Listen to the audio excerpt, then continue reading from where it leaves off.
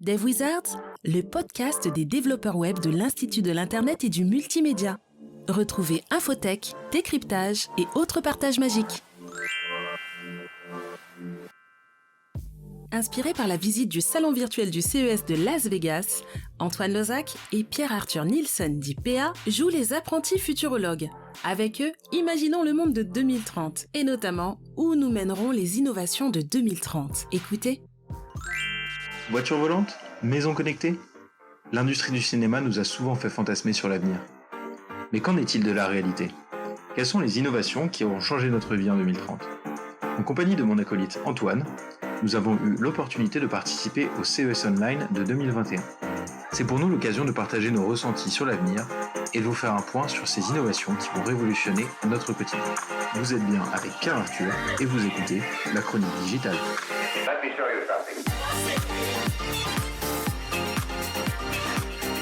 Bonjour à tous et bienvenue dans cette Chronique Digitale.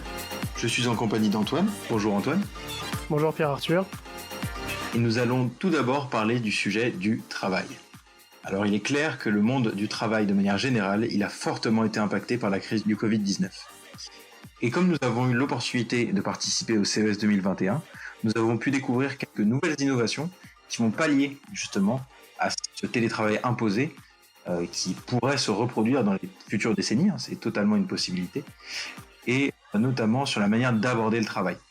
En France aujourd'hui, il est perçu que quelqu'un qui travaille reste tard au travail, reste tard dans l'entreprise, et c'est le présentiel qui prime sur la quantité de travail. En tout cas, c'est la perception des chefs d'entreprise.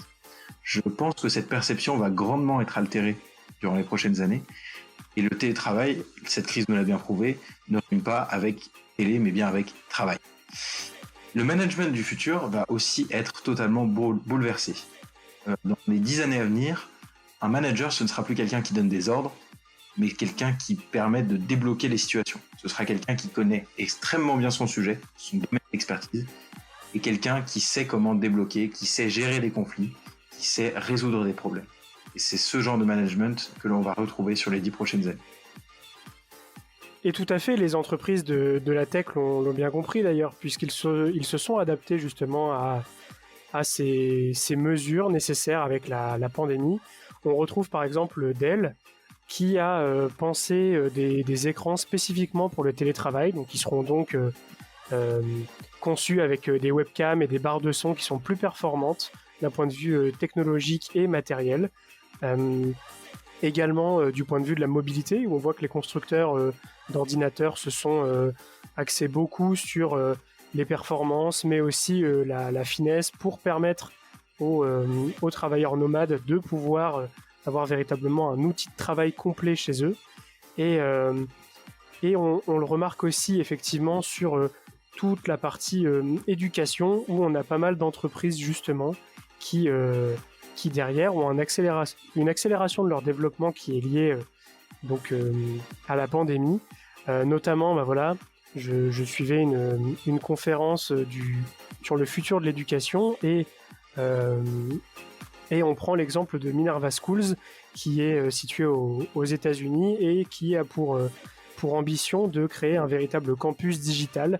Donc là, il n'y a plus forcément de bâtiments, il n'y a plus forcément de professeurs qui sont présents sur place, mais on a bien des cours à distance avec soit des cours déjà préparés, soit effectivement cette fois un professeur qui fait cours, mais en tout cas, on sent bien qu'il y a une réelle accélération des développements qui sont liés justement à la pandémie, et même le jour où la pandémie entre guillemets s'arrête, on pourra considérer que dans la tête des gens, dans les mœurs, dans leur manière de fonctionner, ce sera quelque chose de tout à fait admis et on n'a pas besoin de s'en faire. C'est fou ça, donc ça veut dire que concrètement, l'école de demain, elle pourrait être totalement dématérialisée au final. Exactement.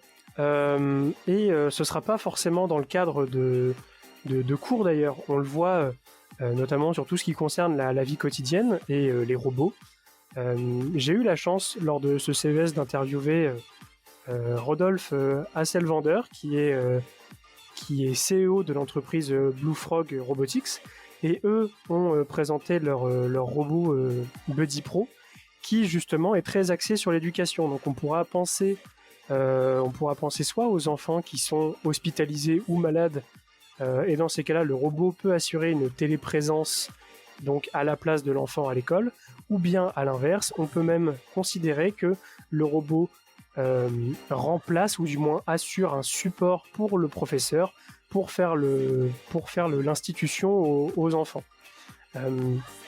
Et même indépendamment de ça, je veux dire, si on va un petit peu plus loin, ce robot est pensé pour véritablement rentrer dans notre cadre de vie, et donc effectivement intervient cet aspect très smart home, où en effet le robot pourra intervenir en tant qu'assistant de vie pour les personnes isolées, fragiles, et voilà, donc ça nous permet de penser effectivement de penser différemment de notre quotidien.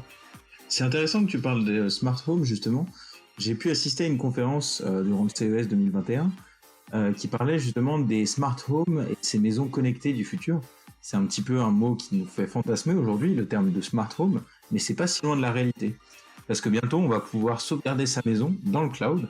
Comme ça, si jamais tous mes paramètres, toutes mes données sur ma maison, parce que ma maison devient un vrai appareil électronique, un vrai ordinateur en lui-même, en tout cas à l'avenir, en 2030, et bien toutes les données de ma maison seront sauvegardées dans le cloud, et si jamais j'ai un incendie, j'ai un vol, j'ai un souci, ben je pourrais récupérer toutes ces données, comme si je me faisais voler mon téléphone, entre guillemets, je peux récupérer tout ce qui a été sauvegardé. On a aussi, dans ces innovations sur tout ce qui est les smart home, on a les smart lighting. Ce sont des lumières intelligentes et adaptatives qui vont pouvoir suivre les déplacements d'un habitant à son domicile au quotidien, et pouvoir, comme ça, justement, ça va lui permettre de se déplacer sans allumer la lumière, d'appuyer sur le bouton, etc. C'est quand même très futuriste, tout ça. D'ailleurs, en parlant de lumière, on a aussi ce concept qui est de randomiser, de rendre aléatoire les allumages et les éteignages, entre guillemets, des appareils électroniques et des lumières au sein d'un logement. Comme ça, si jamais on a une famille qui part en week-end, cette technologie-là permettra de simuler que la maison est habitée et donc d'éviter, tenter, entre guillemets, potentiellement les voleurs. On a aussi tout ce qui est smart shading. Smart shading, c'est les vitres occultantes pour les autos d'ailleurs et les habitations, qui vont pouvoir intelligemment s'adapter face au soleil. Est-ce que je veux pouvoir chauffer ma pièce parce que je vois qu'il fait froid, donc mes vitres vont être un peu moins occultantes et laisser plus passer les rayons du soleil? Au contraire, est-ce que je veux que mes vitres soient totalement occultantes? Et ces vitres, d'ailleurs, comme sur les véhicules, tu vas en parler juste après Antoine, sont gérées au pixel près, comme si c'était un pixel sur la vitre. Oui, bien sûr, et c'est assez particulier en fait de se dire qu'effectivement on se retrouve avec toutes les technologies, c'est ce que tu disais un petit peu dans ton introduction, toutes les technologies qu'on pouvait voir dans les films, le fait d'avoir tout ça, des systèmes qui permettent de véritablement gérer ta maison, et c'est très intéressant. Je vois également, on a aussi toute une part belle qui est faite justement au transport de marchandises. Je pense notamment à General Motors et à Verizon, au travers de leur entreprise Skyward, qui ont comme ça proposé des solutions pour les livraisons à domicile. On sait très bien, je pense que toi comme moi, on participe à ce jeu qui est de se faire livrer par Amazon. On a des livreurs en physique et tout ça. Tout à fait. Et là, pour le coup, donc si on prend le cas de Skyward avec UPS, ils ont lancé un partenariat qui leur ont permis de tester de la livraison par drone. Donc, durant l'année 2020, du fait de la pandémie, ils avaient testé avec de la 4G, véritablement, pour permettre aux personnes les plus fragiles de rester chez elles, mais de leur apporter quand même le matériel médical qui était nécessaire, sans qu'il y ait de contact, dans le cas où les produits sont fragiles, avec les personnes. Et de même, on prend donc General Motors, qui avec la 5G, vont proposer des systèmes de transport de marchandises où tout sera complètement automatisé. Il y aura moins d'humains ici pour permettre peut-être, comme dans des cas de pandémie, moins de propagation, et ça ouvre des perspectives qui sont très intéressantes. Je ne sais pas ce que tu en penses. Cette notion de smart cities, moi je la trouve très intéressante. Tu en as parlé un petit peu, ces véhicules électriques du futur qui vont pouvoir se balader de quartier en quartier et couvrir une zone de plusieurs centaines de kilomètres en un seul voyage, qui seront équipés de drones et qui pourront s'occuper des livraisons de porte-à-porte sans avoir besoin d'interaction humaine. Et on voit qu'en période de pandémie, c'est quand même des innovations qui sont révolutionnaires. Un dernier petit point, il faut savoir que la 5G, tu as parlé de Verizon tout à l'heure, c'est un des leaders du développement de la 5G et de ses utilités. La 5G va permettre aussi aux smart home et à tout ce qui est le secteur de l'IoT, de Internet of Things, de se baser sur une nouvelle 5G dédiée, alors qui sera moins performante que la 5G entre guillemets qu'on entend pour nos téléphones. Et tous ces outils digitaux de la maison vont se baser dessus pour éviter les hacks globaux via le réseau Internet de la maison. Parce qu'imaginons tous tes appareils d'IoT sont connectés, toute la sécurité de ta maison, l'ouverture des volets, le déverrouillage de la porte, même pourquoi pas, sont reliés à ta Wi-Fi. Dans 6 mois, en tant qu'hacker, j'arrive à rentrer sur ton réseau, c'est terminé. Alors que comme toute ta maison est connectée en 5G, c'est beaucoup plus difficile pour moi de hacker la maison du futur. Une dernière petite innovation qui fait très futuriste, qui nous fait un petit peu rêver, je suppose que beaucoup de gens ont entendu parler de Cyberpunk 2077, ce jeu qui a fait beaucoup parler de lui au cours de ces dernières années. Oui, tout à fait, on en a entendu parler avec la sortie, en bien comme en mal d'ailleurs, mais il y a beaucoup de choses qui font rêver à ce propos.